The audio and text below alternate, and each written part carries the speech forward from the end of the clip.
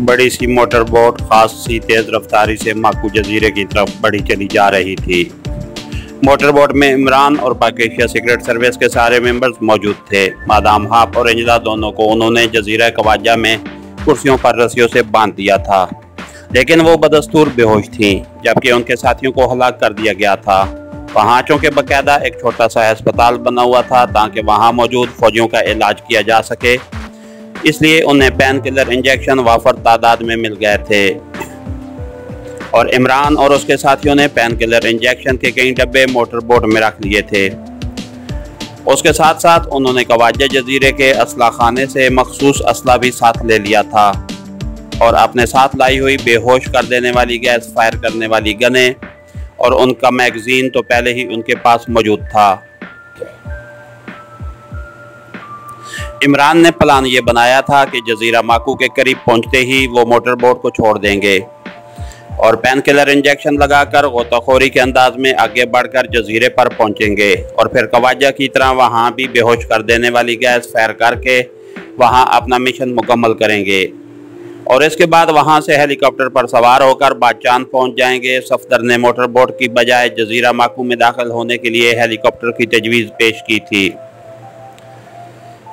लेकिन इमरान का कहना था कि इस तरह जजीरा माकू वालों को उनकी आमद का इल्म हो जाएगा और हो सकता है कि वहां एंटी क्राफ्ट गन्ने मौजूद हों और वो नीचे उतरने से पहले ही फिजा में हिट कर दिया जाए, इसलिए उसने हेलीकॉप्टर की तजवीज़ मुस्तरद कर दी थी। इमरान साहब, जजीरा कवाजा पर मौजूद फौजी और वो औरतें वो सब जल्द ही होश में आ जाएंगे, क्योंकि बेहोश कर देने वाली गैस के असरात बहरहाल लामहदूद अरसे तक कायम नहीं रहते और पहले भी काफ़ी वक्त गुजर चुका है। सिद्दीकी ने कहा, आते रहें होश में, उससे हमें क्या फ़र्क नहीं पड़ता, उससे हमें कोई फ़र्क नहीं पड़ता। उन्हें किसी सूरत भी ये मालूम नहीं हो सकता कि हम माकू जजीरे पर पहुंच चुके हैं, क्योंकि बहरहाल उसे वो हर लिहाज से नामुमकिन समझते हैं। इमरान ने जवाब दिया, लेकिन इमरान साहब, अगर पेन किलर इंजेक्शनों ने मतलूबा असर न दिखाया तो हम इस साइनाइड गैस से भी हलाक भी हो सकते हैं, कैप्टन शकील ने कहा।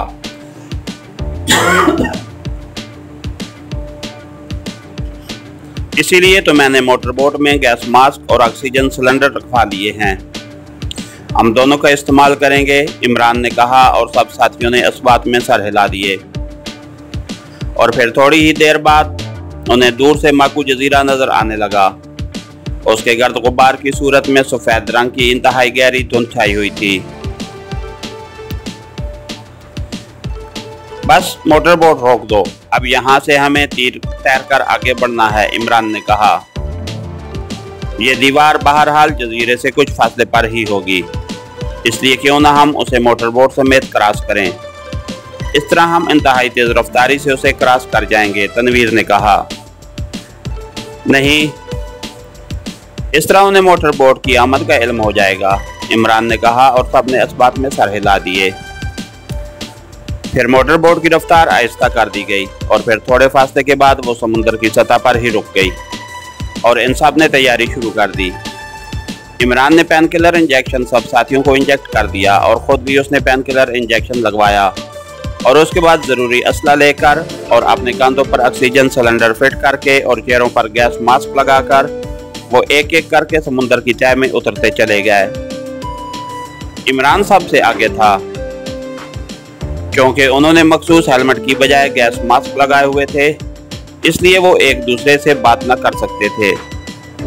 लेकिन सफदर ने आगे बढ़कर इमरान को इशारा किया कि वो आगे जाएगा, जबकि इमरान उसके पीछे रहे तो इमरान ने उसे इशारे से मना कर दिया और वो तेजी से तैरते हुए आगे बढ़ते चले गए।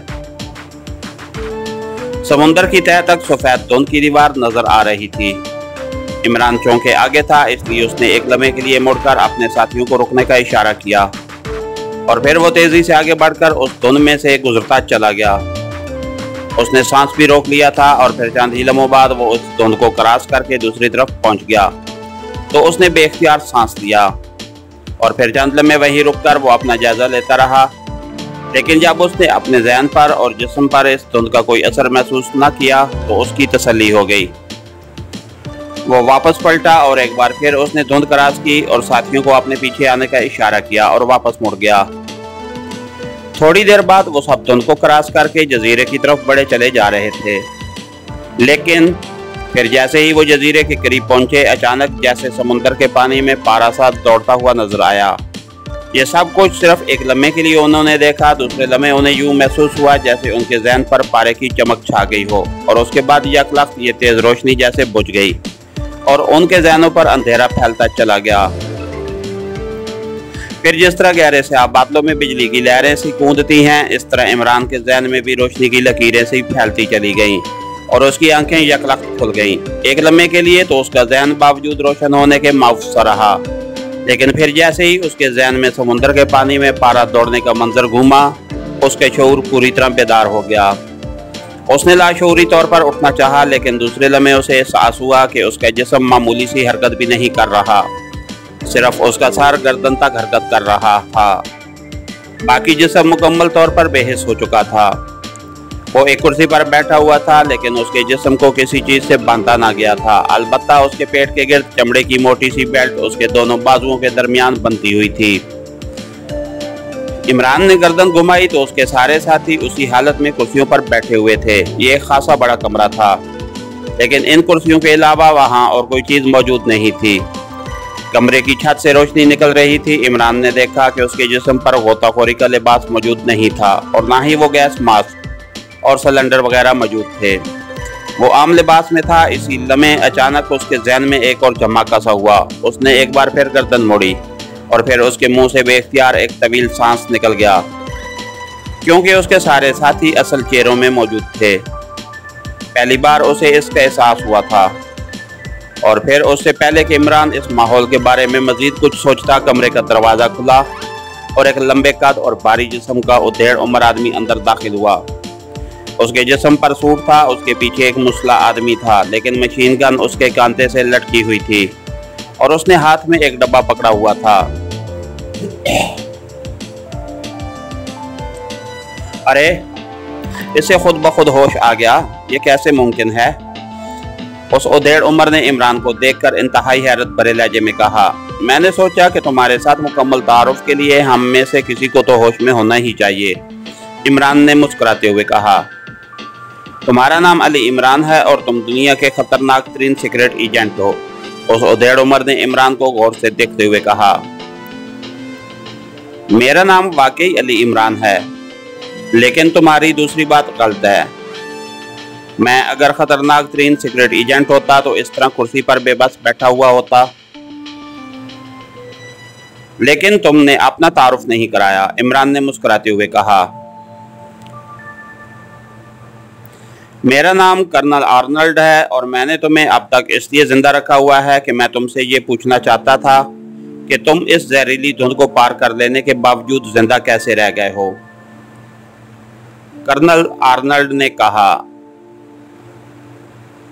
तुमने खुद ही तो ये राज अपने दोस्त कर्नल फास्टर को बताया था और कर्नल फास्टर ने अज़राए अनायत मुझे बता दिया। इमरान ने कहा, ओह ओह, तो ये बात है। तो तुमने कर्नल फास्टर को कुर्सी पर बांधकर उससे यही बात मालूम की थी? है, अब बात वाज़ेह हो गई है, कर्नल आर्नल्ड ने कहा। तो इमरान उसकी बात सुनकर बेख्तियार चौंक पड़ा। तुम्हें कैसे मालूम हुआ कि मैंने कर्नल फास्टर को कुर्सी पर बांधकर उसे पूछ-गुछ की है? इमरान ने हैरान होकर कहा, कवाजे जजीरे पर तुमने जो कार्रवाई की है वो मैंने चेक कर ली थी। चीफ सिक्योरिटी ऑफिसर ब्राउन तुम्हारी सरकोबी के लिए टनल के जरिए कवाजा जजीरे पर गया है, लेकिन वो वहां पहुंचा है और तुम यहां आ गए हो। जैसे ही तुमने धुंध क्रॉस की, तुम यहां भी चेक हो गए और मैंने तुम्हें बेहोश और बेहिस करके समुंदर से निकाल लिया। हम अगर चाहते तो तुम वहीं समुंदर के अंदर ही खत्म हो सकते थे, लेकिन मैं सिर्फ ये मालूम करना चाहता था कि तुम इस धुंध को पार करने के बावजूद जिंदा कैसे रहे। और हमारे पास ऐसी मशीनें भी मौजूद हैं कि जिन्होंने तुम्हें वहीं कवाजा जजीरे पर ही बगैर मेकअप के हमें तुम्हारी असल शक्लें दिखा दी थी। और ब्राउन तुम्हें जानता है, इसलिए उसने मुझे बता दिया था कि तुम्हारा नाम अली इमरान है, और फिर मैंने यहाँ तुम्हारा मेकअप साफ करा दिया था। कर्नल आर्नल्ड ने पूरी तफसील से बात करते हुए कहा, तो तुमने मरकरी शॉट्स के जरिए हमें पानी के अंदर बेहिस किया है, इमरान ने कहा। मरकरी शॉट्स के जरिए नहीं, बल्कि मरकरी अलाइनमेंट के जरिए। अगर हम मरकरी शॉट्स इस्तेमाल कर देते तो तुम जलकर राख हो जाते, कर्नल आर्नल्ड ने कहा। ठीक है, तो अब तुम क्या चाहते हो, इमरान ने कहा। तुम्हारी मौत, और मैंने क्या चाहना है, कर्नल आर्नल्ड ने मुंह बनाते हुए कहा, और उसके साथ ही उसने मुड़कर अपने पीछे खड़े हुए मुसल्लह फौजी से मुखातिब होकर उससे मशीन गन मांग ली। एक मिनट कर्नल आर्नल्ड, हम तो बहरहाल अब मुकम्मल तौर पर बेबस हो चुके हैं और मेरे साथी भी बेहोश और बेहिस हैं, इसलिए तुम्हें हमसे कोई खतरा भी नहीं। इसलिए क्या तुम मेरी जिंदगी की आखिरी ख्वाहिश पूरी करोगे, इमरान ने कहा। कैसी ख्वाहिश, कर्नल आर्नल्ड ने कहा। मुझे और मेरे साथियों को खसूसी इबादत के लिए 1 घंटे दे दो, उसके बाद बेशक जो तुम्हारा जी चाहे कर गुजरना, इमरान ने कहा। तो कर्नल आर्नल्ड बेइख्तियार हंस पड़ा। ब्राउन दुरुस्त कहता था, तुम वाकई खतरनाक हद तक ज़हीन आदमी हो। तुम्हें मालूम है कि मरकरी अलाइनमेंट के असरात 1.5 घंटे बाद खुद ब खुद ख़त्म हो जाते हैं और आधा घंटा बहरहाल गुजर चुका है, कर्नल आर्नल्ड ने कहा। ऐसी कोई बात मेरे जहन में नहीं थी, चलो निस्फ घंटा दे दो। इसमें तो कोई रिस्क नहीं है, इमरान ने जवाब दिया। नहीं, मैं सिर्फ तुम्हें 15 मिनट दे सकता हूँ, उससे ज़्यादा नहीं। मैं तुम्हारे मुतालिक कोई रिस्क नहीं लेना चाहता, कर्नल आर्नल्ड ने कहा। शुक्रिया कर्नल आर्नल्ड, ये तुम्हारा हम पर एहसान होगा। मरना तो बहरहाल हमने है ही, वहाँ पाकेशिया में न सही जहाँ सही, लेकिन हमें मरते वक्त इतना तो इत्मीनान रहेगा कि हमने खसूसी इबादत कर ली है, इमरान ने इंतहाई तशकुराना अंदाज में जवाब दिया। ये वक्त मैं तुम्हें इसलिए भी दे रहा हूँ कि मैं तुम्हें हलाक करने से पहले जनरल हिल्टन से बात करना चाहता हूँ, ताकि मैं उसे बता सकूँ कि जो काम रेड ज़ीरो एजेंसी नहीं कर सकी वो मैंने कर दिया है, कर्नल आर्नल्ड ने कहा। लेकिन जनरल हिल्टन ला महाला तुमसे ये ज़रूर पूछेगा कि हम इस धुंध को पार करने के बावजूद जिंदा कैसे रहे, और फिर तुम्हें बताना होगा कि तुमने ये राज कर्नल फास्टर को बताया और कर्नल फास्टर ने हमें बता दिया, इमरान ने कहा। तो कर्नल आर्नल्ड बेइख्तियार चौंक पड़ा। हाँ, तुम दुरुस्त कह रहे हो। ठीक है, मैं उसे कॉल नहीं करता, लेकिन फिर तुम्हें वक्त देने का क्या फ़ायदा, कर्नल आर्नल्ड ने कहा और मशीन गन सीधी कर ली। मैंने बहरहाल तुम्हारे फ़ायदे की बात की थी, अगर उसके नतीजे में तुम हमें खसूसी इबादत भी नहीं करने देते तो तुम्हारी मर्ज़ी, मैं क्या कर सकता हूँ, इमरान ने कहा। ओके ठीक है, तुम 15 मिनट तक मज़ीद ज़िंदा रह सकते हो, कर्नल आर्नल्ड ने बड़े फ़ाखराना लहजे में कहा। मेरे साथियों को होश तो दिला दो ताकि हम सब मिलकर खसूसी इबादत कर सकें, इमरान ने कहा। मार्टन, इन्हें खसूसी इंजेक्शन लगा दो और फिर मेरे ऑफिस में आ जाओ, कर्नल आर्नल्ड ने अपने पीछे खड़े हुए नौजवान से कहा, और मैं गन उसे देकर वो तेज़ी से मुड़ा और दरवाजे की तरफ बढ़ गया। यस सर, मार्टन ने कहा और मशीन गन उसने कमरे की दीवार से लगाई और फिर डब्बा खोलकर उसमें मौजूद सिरिंज बाहर निकाली, जिसमें सुनहरे रंग का मैलोल भरा हुआ था। उसने सुई पर चढ़ी हुई कैप हटा दी और फिर आगे बढ़कर उसने इमरान के साथ बैठे हुए सफ्तर के बाजू में इंजेक्शन लगाया, और उसके बाद उसने बारी बारी सबके जिस्मों में मैलोल की थोड़ी थोड़ी मिकदार इंजेक्ट की और फिर खाली सिरिंज को एक कोने में फेंक कर वो दीवार के साथ लगी हुई अपनी मशीन गन की तरफ बढ़ गया। इमरान खामोश बैठा हुआ था। मार्टन मशीन गन उठाए खामोशी से कमरे से बाहर निकल गया और उसके अक में दरवाज़ा बंद हो गया। तो इमरान ने बेख्तियार एक तवील सांस लिया। चंद लम्हों बाद एक एक करके उसके सारे साथी होश में आते चले गए, लेकिन उनके भी सिर्फ सारे ही हरकत कर रहे थे, जिस्म इमरान की तरह ही बेहिस थे। इमरान साहब, ये हम कहाँ हैं, सफ्तर ने कहा। तो इमरान ने उन्हें कर्नल आर्नल्ड और मार्टन की आमद से लेकर उससे होने वाली तमाम गुफ्तगू के बारे में बता दिया। तो क्या 15 मिनट बाद हमारे जिस्म हरकत में आ जाएंगे? सफदर ने चौंक कर पूछा। आने तो नहीं चाहिए, क्योंकि इन खसूसी शुआओं के असरात 1.5 घंटे से पहले किसी सूरत भी ख़त्म नहीं हो सकते। लेकिन कर्नल आल्डन को ये मालूम नहीं है कि हमने पेन किलर की डबल डोज इंजेक्ट की हुई है, इसलिए मेरा अंदाज़ा है कि 1 घंटे बाद इन शुआओं के असरात ख़त्म हो जाएंगे, इमरान ने जवाब दिया। लेकिन अगर ना हुए तो, जोलिया ने कहा। तो फिर वही होगा जो सबके साथ होता है, यानी इस आलम फ़ानी से आलम बाला को मुंतकिली, जिसे आम लोग मौत कहते हैं, इमरान ने मुस्कुराते हुए जवाब दिया।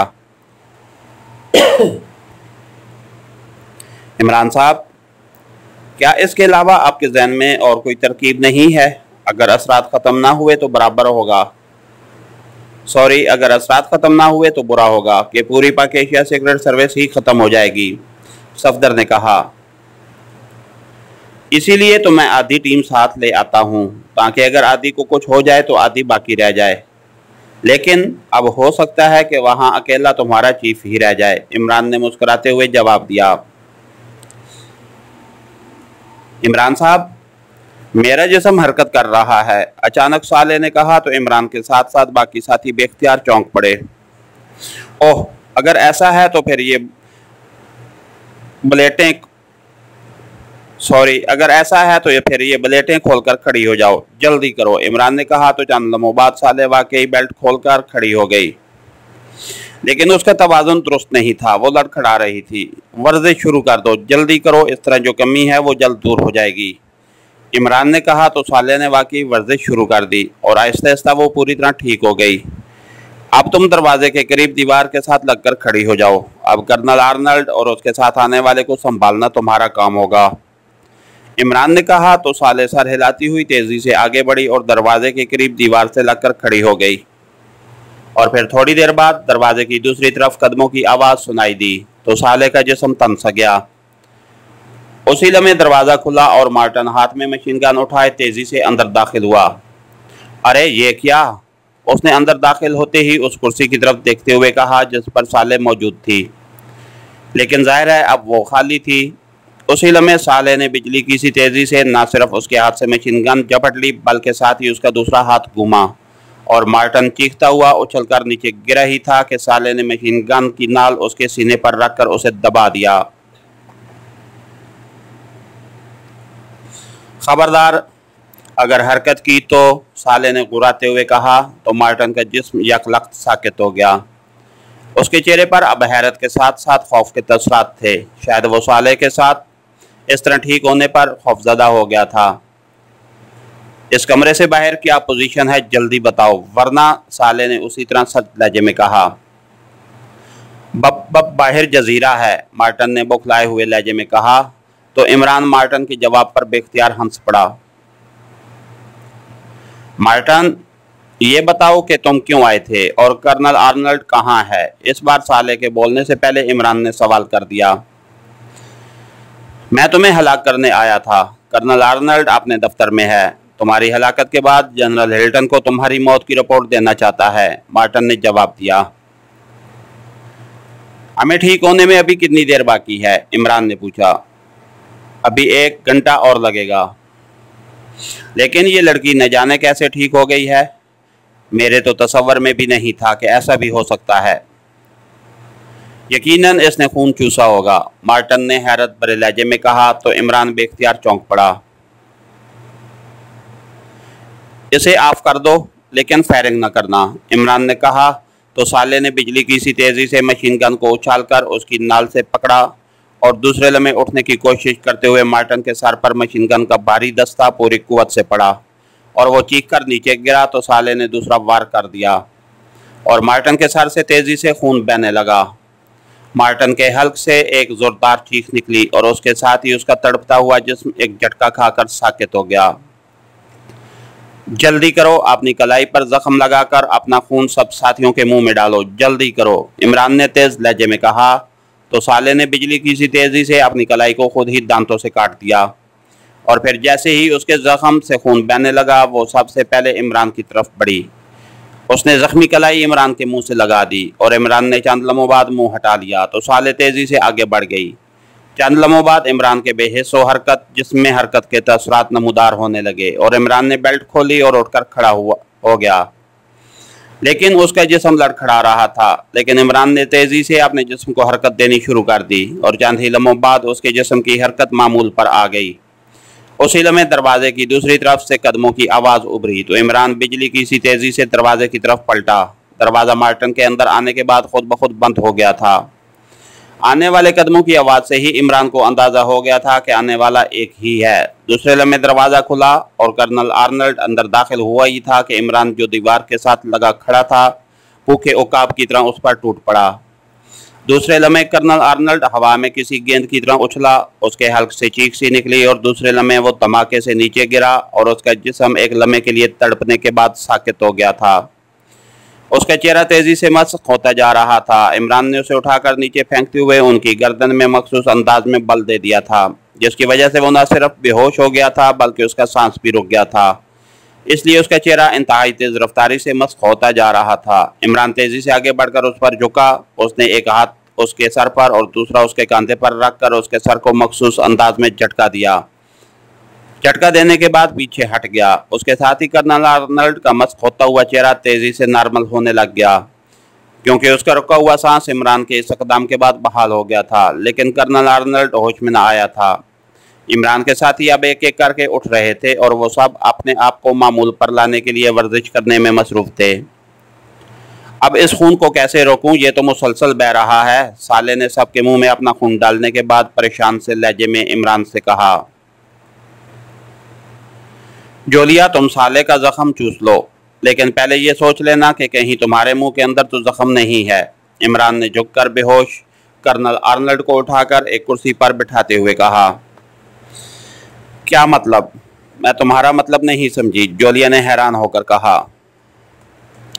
सुना है कि किसी को सांप काट ले तो उसका जहर मुंह से चूसकर उस आदमी को बचाया जा सकता है, लेकिन शर्त यह है कि जहर चूसने वाले के अपने मुंह में कोई जख्म ना हो। इमरान ने जवाब दिया तो इस बार जोलिया के साथ साथ साले भी बेख्तियार हंस पड़ी। तुमसे खुदा समझे, साले बेचारी ने अपना खून पिलवाकर तो हम सब को ठीक किया है और तुम अब ये बात कर रहे हो, जोलिया ने हंसते हुए कहा। मैंने सुना है कि एशिया में किसी ज़माने में जहरीली औरतें होती थीं और तुम तो नहीं, अलबत्ता साले बहरहाल एशियाई है। इमरान ने जवाब दिया तो सब बेख्तियार हंस पड़े।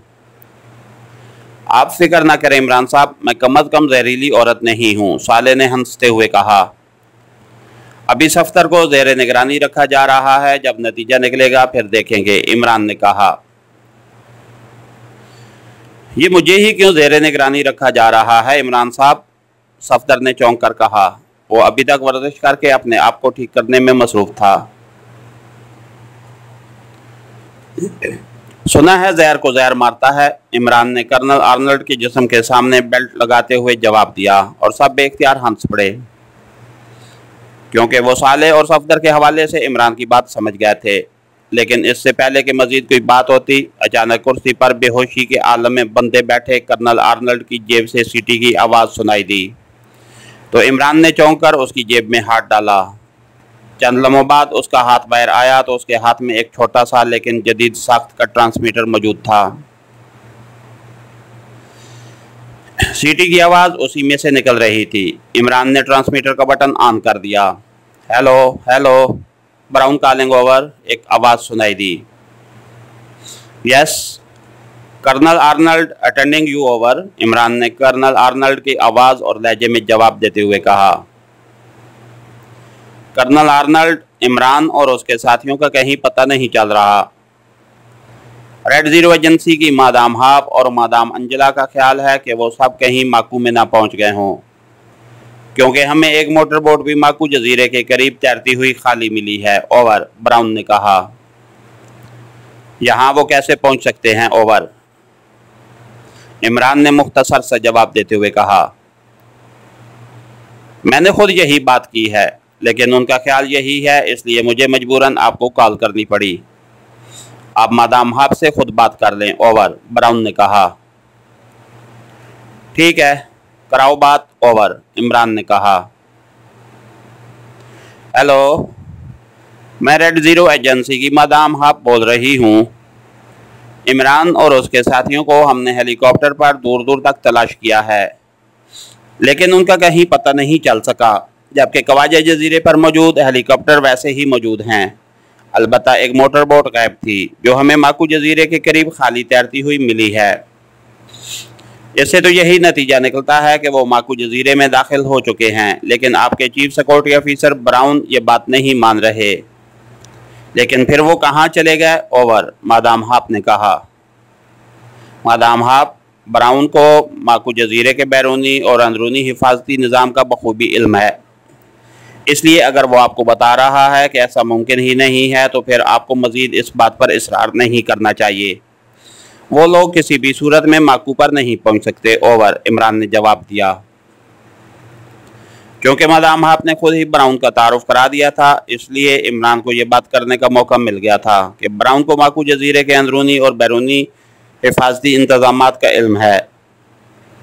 ठीक है, अब क्या कहा जा सकता है? ओवर, मादाम हाप ने जवाब दिया। कर्नल आर्नल्ड, अब जबकि ये लोग गायब हो चुके हैं, अब आप टनल को ख्वाजा जजीरे से लिंक कर दें ताकि मैं और मेरे साथी वापस माकू आ सकें। ओवर, ब्राउन ने कहा। नहीं ब्राउन, अब जबकि ये लोग इस तरह पुरअसरार अंदाज में गायब हो गए हैं, तो अब जब तक उनका हतमी तौर पर सुराग नहीं लग जाता, मैं कोई रिस्क नहीं ले सकता। अब तुम्हें उस वक्त तक वहीं रहना होगा जब तक ये लोग दस्तयाब होकर लाशों में तब्दील नहीं हो जाते। ओवर एंड ऑल, इमरान ने सख्त लहजे में कहा और उसके साथ ही उसने ट्रांसमीटर ऑफ कर दिया। कैप्टन शकील, तुम अपने साथियों समेत बाहर जाओ और बाहर के हालात का जायजा लो, लेकिन ख्याल रखना तुम्हें चेक नहीं होना चाहिए। मैं इस दौरान कर्नल आर्नल्ड से पूछ-गुछ करता हूँ, इमरान ने कैप्टन शकील से मुखातिब होकर कहा। इमरान साहब, कम अज़ कम बुनियादी बातें पहले इस कर्नल से पूछ लें, क्योंकि जब तक हमें जजीरे पर मौजूद सेटअप की बुनियादी बातों का इल्म ना हो जाए, हमारा बाहर जाना ख़तरनाक भी हो सकता है, जबकि हमारे पास असला भी नहीं है, कैप्टन शकील ने कहा। ठीक है, लेकिन ये शख्स तरबियत याफ्ता है, इसलिए आसानी से कुछ नहीं बताएगा, और मेरे पास खंजर भी नहीं है कि मैं उसके नथने काट कर उसे पूछ-गुछ कर सकूं, इमरान ने कहा। तो इसे फर्श पर लेटाकर इसकी गर्दन पर पैर रखकर पूछ लें, सफदर ने कहा। नहीं, इस तरह लंबी बात नहीं हो सकती, और मैं उसे यहाँ का मुकम्मल सेटअप मालूम करना चाहता हूँ, और वो भी जल्द अज जल्द, क्योंकि हम यहाँ शदीद ख़तरे में हैं, इमरान ने कहा, और उसके साथ ही उसने कर्नल आर्नल्ड का नाक और मुंह दोनों हाथों से बंद कर दिया। चंद लम्हों बाद जब उसके जिस्म में हरकत के तसरात नमूदार होने लगे, तो इमरान ने हाथ हटा लिए। सफदर, तुम और चौहान उसकी कुर्सी के अक में खड़े हो जाओ ताकि ये उठ ना सके, इमरान ने कहा। तो सफदर और चौहान उस कर्नल के अक में जाकर खड़े हो गए।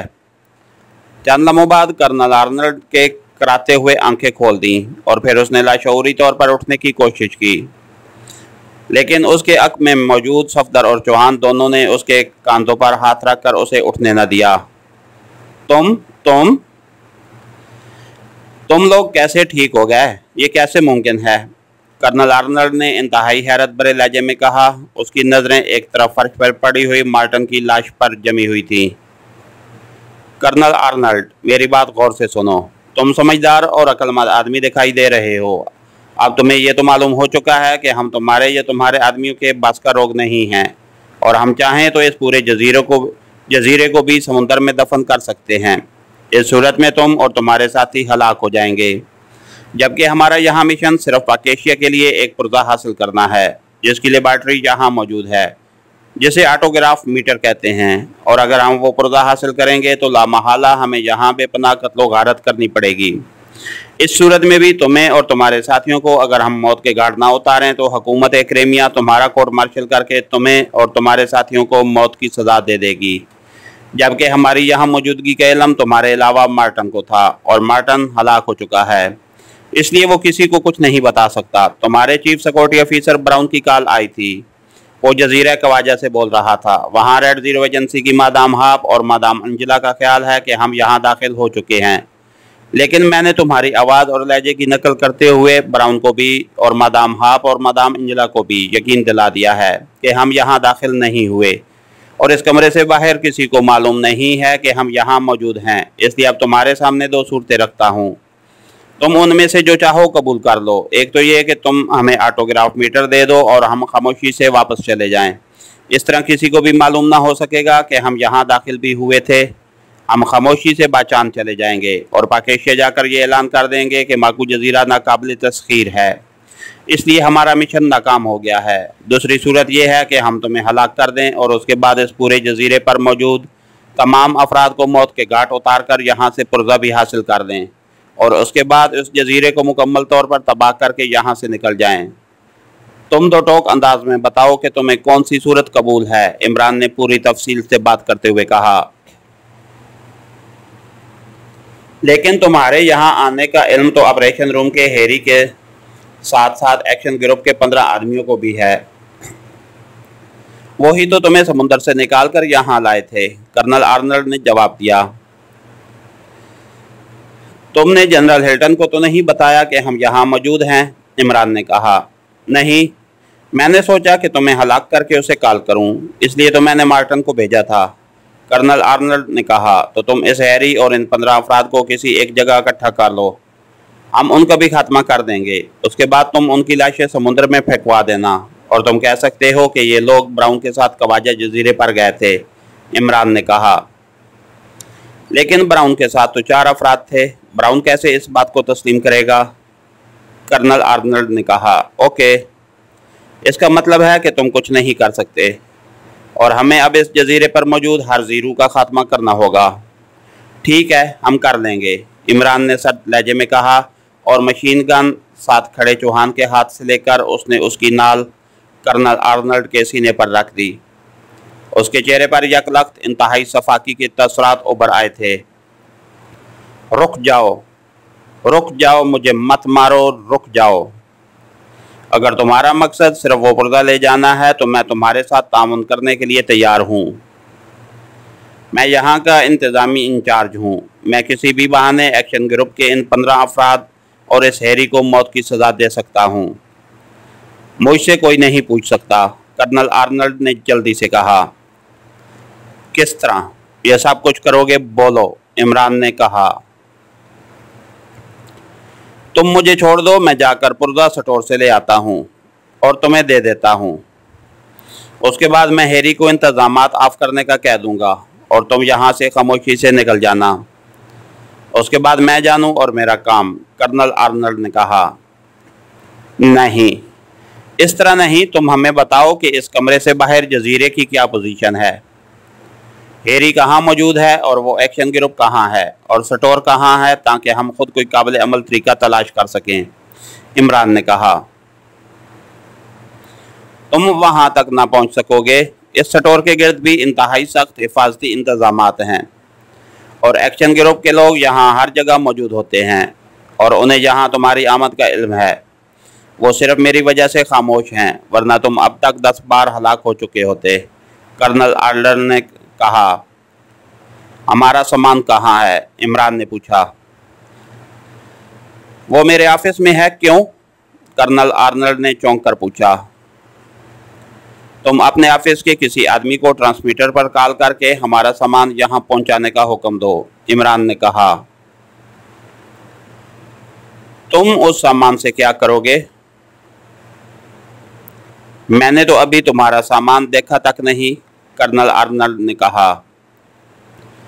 उसमें जदीदतरीन मेकअप का सामान मौजूद है। मेरे एक साथी का कदो-कामत मार्टन जैसा है। मैं उस पर मार्टन का मेकअप करूँगा, फिर वो मार्टन का लिबास पहनकर तुम्हारे साथ जाएगा और वो पर्दा ले आएगा। उसके बाद हम खामोशी से यहाँ से निकल जाएंगे, इमरान ने कहा। ठीक है, मुझे दो ट्रांसमीटर, कर्नल आर्नल्ड ने कहा। तो इमरान ने हाथ में पकड़ा हुआ ट्रांसमीटर कर्नल आर्नल्ड की तरफ बढ़ा दिया। कर्नल आर्नल्ड ने इस पर फ्रीक्वेंसी एडजस्ट की और फिर उसका बटन ऑन कर दिया। Hello hello, colonel Arnold calling over, colonel Arnold ने कहा। Yes sir, flipping attend you sir, over. दूसरी तरफ से एक मौतबाना सी आवाज़ सुनाई दी। फ्लिप, दुश्मन एजेंटों का सामान जो ऑफिस में मौजूद है वो लेकर 0 रूम में आ जाओ, ओवर, कर्नल आर्नल्ड ने कहा। Yes sir, over. दूसरी तरफ से कहा गया और कर्नल ने ओवर एंड ऑल कहकर ट्रांसमीटर ऑफ कर दिया। इस जीरो रूम के बाहर क्या है? इमरान ने उसके हाथ से ट्रांसमीटर लेते हुए कहा। बाहर खुला मैदान है। ये जीरो रूम पहले स्टोर था, लेकिन फिर इस स्टोर को समुद्री हवाओं की वजह से ख़त्म कर दिया गया। यहाँ समुद्री हवाएं असरअंदाज होती थी, कर्नल ने जवाब दिया। और तुम्हारा ऑफिस यहाँ से किस सिमत में है? इमरान ने पूछा। मगरिब की तरफ, यहाँ से कुछ फासले पर है, कर्नल आर्नल्ड ने जवाब दिया। ये फिलिप खुद आएगा या आदमी भेजेगा? इमरान ने पूछा। वो आदमी भेजेगा, कर्नल आर्नल्ड ने जवाब दिया। हिफाजती इंतजामात का कंट्रोल रूम कहाँ है? इमरान ने पूछा। मशरक़ की तरफ, यहाँ से कुछ फासले पर है, कर्नल आर्नल्ड ने जवाब दिया। और इमरान ने इस बात में सर हिला दिया। थोड़ी देर बाद कमरे के बाहर कदमों की आवाज़ उभरी तो इमरान के इशारे पर उसके साथी तेज़ी से दरवाजे की साइडों पर हो गए, जबकि चौहान और सफदर वैसे ही कर्नल आर्नल्ड की पुश्त पर खड़े रहे। दूसरे लम्हे दरवाज़ा खुला और दो आदमी हाथों में बैग उठाए जैसे ही अंदर दाखिल हुए, इमरान के साथी उन पर झपट पड़े और चंद लम्हों बाद ही दोनों की गर्दनें टूट चुकी थीं। कर्नल आर्नल्ड होंठ खींचे खामोश बैठा रहा। चौहान, तुम मार्टिन का मेकअप कर लो और इसका लिबास पहन लो, जबकि सफदर और नौमानी इन दो आदमियों का मेकअप करेंगे और उनके लिबास पहन लेंगे, और तुम तीनों कर्नल आर्नल्ड के साथ जाओगे और स्टोर से पुर्जा लेकर कर्नल समेत यहाँ वापस आओगे, इमरान ने अपने साथियों से मुखातिब होकर कहा। ठीक है, इन तीनों ने जवाब दिया। देखो कर्नल, अब ये तुम पर है कि तुम अपनी मौत या ज़िंदगी में से किसको इख्तियार करते हो। मैं बहरहाल तुम्हें चांस दे रहा हूँ, इमरान ने कहा। तुम फिक्र न करो, मुझे अपनी ज़िंदगी बहरहाल प्यारी है, और फिर एक पुर्जे से एक रेमिया को कोई फ़र्क नहीं पड़ता, कर्नल आर्नल्ड ने कहा। तो इमरान ने इस बात में सर हिला दिया।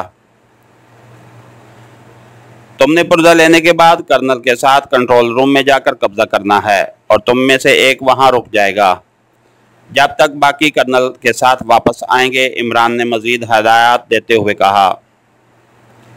ये क्यों कर रहे हो? जब मैं तुम्हारे साथ पूरा ताउन कर रहा हूँ, कर्नल आर्नल्ड ने चौंक कर कहा। यहाँ से खामोशी से वापस जाने के लिए हिफाजती इंतजामात का कंट्रोल हम अपने हाथ में रखना चाहते हैं। ये हमारी मजबूरी है, इमरान ने कहा। तो कर्नल आर्नल्ड ने इस बात में सर हिला दिया। इसके साथ ही हमारी आज के एपिसोड का इख्तिताम हुआ। कहानीगर चैनल को लाइक कीजिए, सब्सक्राइब कीजिए और बेल आइकन को प्रेस कर दीजिए ताकि हर आने वाली नई वीडियो आप तक बर वक्त पहुँच सके। शुक्रिया।